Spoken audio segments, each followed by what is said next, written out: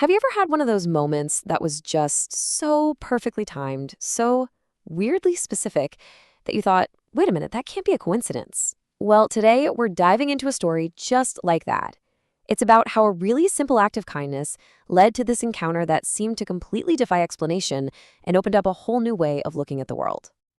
And this quote from our source material really gets to the very heart of the story. It's not just about being nice for the sake of it.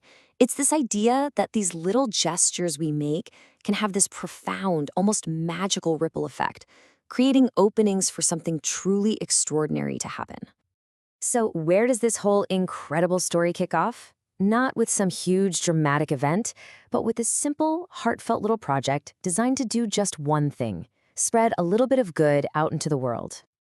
What happened was the author and her 12-year-old daughter came up with this really sweet idea to create and hand out good day cards all around their town. It was a pretty straightforward mission, really. It just came from this pure desire to brighten someone's day, to send a little wave of positivity out there.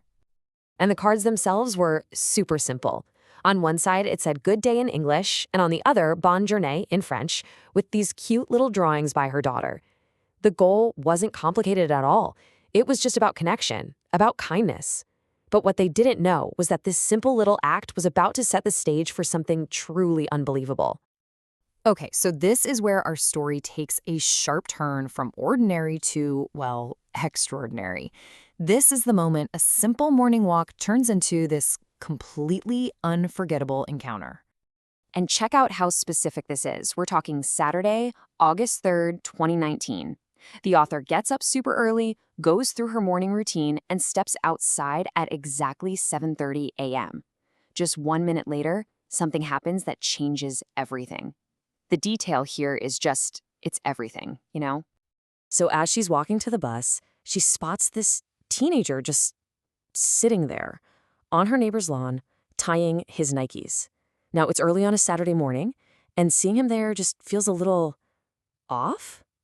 It's one of those small details, but it's the kind of thing that just makes you pause and go, And then, as she walks past him, he looks right up at her and says, bonne journée. But it's the way he says it, with this warmth and familiarity that feels totally out of place, that just sends a shiver down her spine. She replies, and in that tiny little exchange, she gets this powerful feeling. This is not some ordinary kid. So right here, this is the central mystery, isn't it? Who on earth was this young man? And why did his simple greeting, bonne journée, feel so incredibly significant? I mean, come on, it was the exact phrase from the cards she and her daughter had been handing out all over town. So she has this really weird experience, and she kind of just files it away in her mind, but it is not over. Not by a long shot. Because the very next day, a new piece of the puzzle falls into place that connects all the dots in the most astonishing way. All right, get this. It's Sunday, August 4th, the day after the encounter. She's just listening to a recorded event, and it features a spiritual teacher who channels a being known as Adamus Saint Germain. And then she hears something that makes her just freeze. In the middle of the recording, Adamus Saint Germain just casually mentions, yesterday was my birthday, and yesterday was Saturday, August 3rd, the exact day she met that mysterious teenager on the lawn. And that's it. That's the moment. In her mind, the connection is just undeniable. The teenager was Adamus Saint Germain, appearing on his birthday to acknowledge her good day project with his very own bonne journée. It was like this direct, divine wink, a sign that her small act of kindness was seen and celebrated. So you can imagine this one incredible event completely changed how she saw everything. It was this realization that profound messages don't always come as grand announcements. Sometimes they're carried on the wind, in the most subtle signs, like the symphony of birds singing outside your window. So according to the source material, these non-physical beings, or ascended masters, often communicate through nature. And for the author, their favorite channel became the chirping of birds.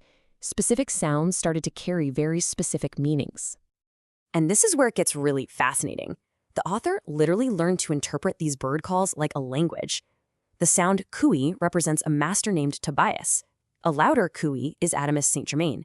And cree is Kut Humi.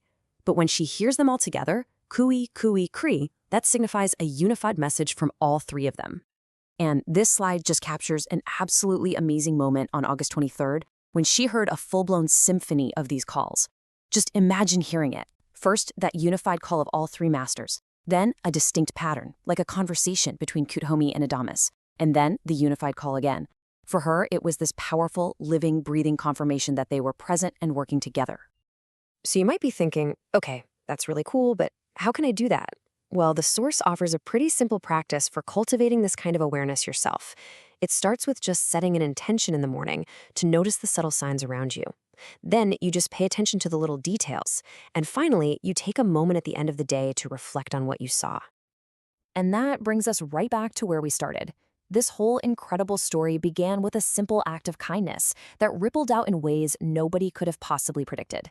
So I'll leave you with this question to chew on. Think about a small gesture in your own life recently. Could it have been part of a much larger, unseen conversation?